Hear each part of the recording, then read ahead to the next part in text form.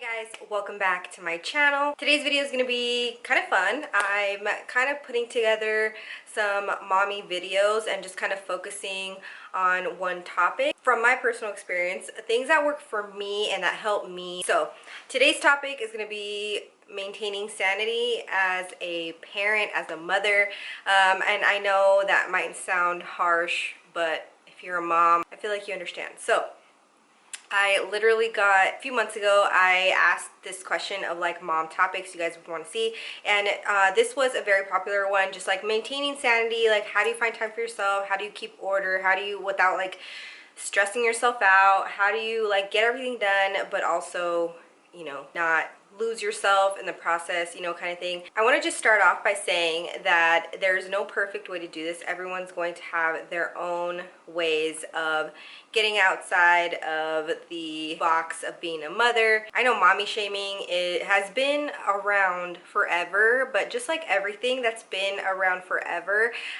it's starting to come to light a lot more with social media. So don't feel like, oh, now people are more hateful or more judgmental than ever. No, it's been a thing in a lot of aspects of our lives. Just right now, we can share our lives, and hundreds, thousands, sometimes millions in other people's cases of people can chime in and give their opinion. So I just want to start off by saying that you're doing your best. We're all doing our best, even if one person seems like they're doing better than you or they are handling things in a better way than you. Remember, everyone posts their highlights on social media. Not everyone will post their low times. So yeah, just wanted to give that little encouraging word before I get into these tips. So just for reference, if you're new to my channel, I have 3 daughters. I have a 6-year-old, a 5-year-old, and a 1-year-old now. So I've been a stay-at-home mom since I had my first daughter, so for 6 years now, I know.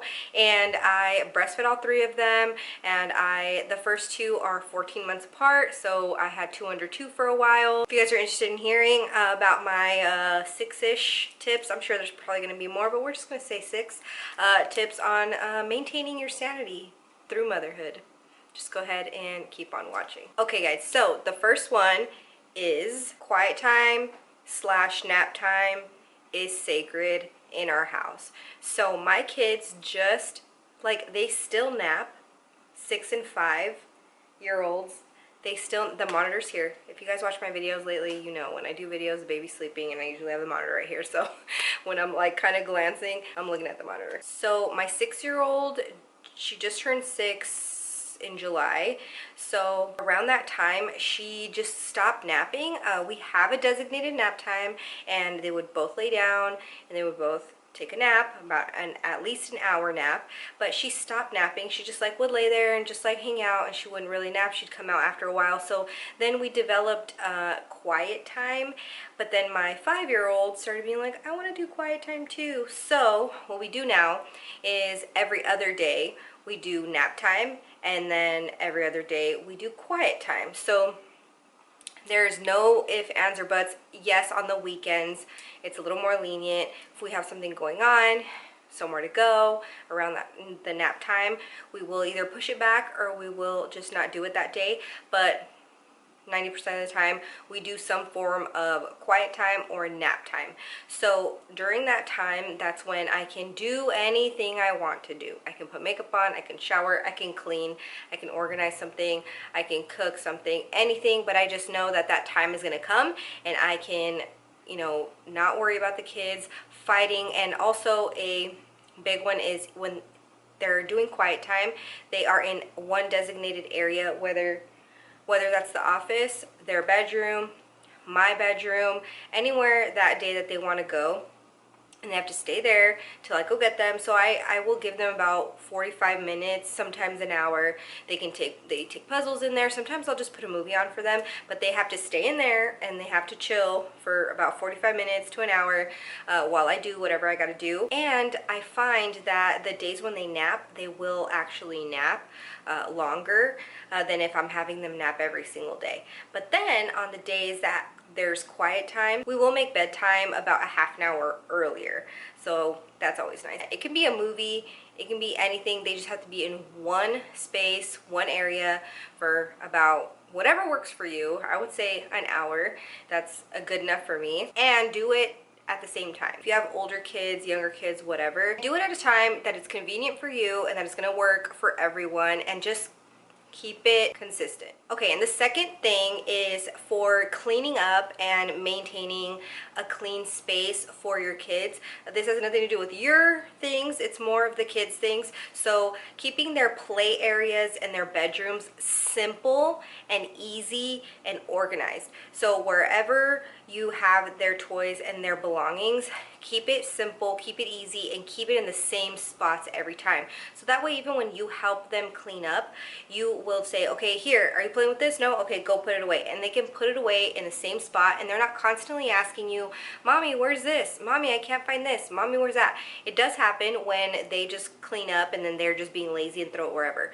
But 90% of the time when we clean up, everything has a home and it goes there every single time. Especially if I clean the playroom really well, organize everything back where it goes in the beginning of the week. Throughout the week, they can usually keep it pretty cleaned up. So that definitely helps with the messes and all that they can help you. They're 5 and 6 and they clean up their own rooms. They make their own beds. They put their own clothes away, and they will clean their own playroom. Yes, sometimes like we are busy and things get off track and it gets a little messier and we don't get to it, and then I go in and I help them out, but they always help me and we always get it done in maybe 15 minutes, and that's it. So definitely simplifying their spaces, their bedrooms, and their play areas. And then another thing to give them a little more independence, but also, you know, keep your sanity so you're not constantly making snacks. Washing and prepping snacks in the beginning of the week when you get your groceries in is important to their independence, to have them be able to access what they need, what they want easily. They're not making messes, they're not trying to do it themselves, and it'll just make your life a whole lot easier. Everything is decanted as well. I try to decant as much stuff as I can for them, specifically to help them when they're looking for snacks or when they're trying to put a snack together. They can do it on their own. And something I learned very early on, since I do homeschool even before COVID, I've been homeschooling since last year, so I completely understand the whole like concept of like the kids want to eat all day. They want a snack and they're hungry and they're this. So for us, we have a breakfast, a lunch, and a dinner. If you want a snack in between, you can have a snack, but they have to make their own snacks. So I cut up strawberries, I wash them, cut them up, they're in there. Cut up, wash carrots or anything like that. If they want me to cut up an apple or an orange or something, that's fine. It's easy, it's quick, but there's yogurts in there that they can open up themselves, they can help themselves, and just encourage independence as much as possible. Yes, they might make a mess. Yes, you might be able to do it faster, but ultimately it's gonna make your life a lot easier. It's gonna make them better adults, and it's going to just ease your mind that you can trust them and you can start loosening the reins a little bit, and it's not always on you. It's so easy to just, you know, go in and do it for them. It gets done, you can clean up your space, you don't have to worry about messes. But again, encouraging them like, hey, remember that goes in the sink. Hey, like I catch myself so much. They're already done eating breakfast or lunch or something, and they leave their bowl on the table and they're in another room. I will call them. Hey, you didn't put your bowl in the sink. Put your bowl in the sink. Oh, okay. I can easily grab it and put it in the sink. But it's just a matter of them being responsible for their own stuff. So it's something that, yes, you're going to be on them a little more as you're teaching them, but ultimately it's teaching them independence, and that's a lot better for you and for them. So yes, teaching independence as much as possible is important. And like I said, doing things like cutting up the vegetables, like doing things that will help them be independent is also key. So you want to try to meet in the middle on that one. And kids love routine and schedules. I know that sometimes it may be hard to create something when you have busy lives, but what you could do is create little checklists for them, or if you have older kids, you can have them create a to-do list like in the beginning of the week, or you can have a to-do list for them that's things you want them to do every day, and then they can make their own to-do list of things that they want to do. So you can really go about this any way that you feel would best fit your family and the age group of your kids. But what we do, our kids have little clipboards and they have everything that they need to do. Honestly, they don't really even look at the clipboards anymore because they're just so used to it now. So in the mornings, before they come downstairs, they have to brush their teeth, they have to comb their hair, they have to brush their hair, get dressed, make their beds, clean up their rooms, which their room is usually cleaned up because we like to clean before bed. And again, their rooms are very simple. They have no toys in their rooms, just stuffed animals. So it's really quick and easy to do that before bed or in the morning before you come downstairs because everything is simplified. So just going back to that first tip that I gave. Also, you might utilize timers or alarms. That's really helpful because then they know they can read so that they can read that it's time for school or things like that. But a lot of the time it's just me verbalizing like, oh, remember we're doing our morning routine, did you do your morning work, you know, we're gonna do breakfast. Right after breakfast we're starting school. Like, it's just like kind of you being a little bit like their alarm and letting them know what's coming up, because it can cause kids to stress when they're in the middle of playing and you're like, okay, let's go do school, and they're like, oh wait, like I was doing this or I was doing that.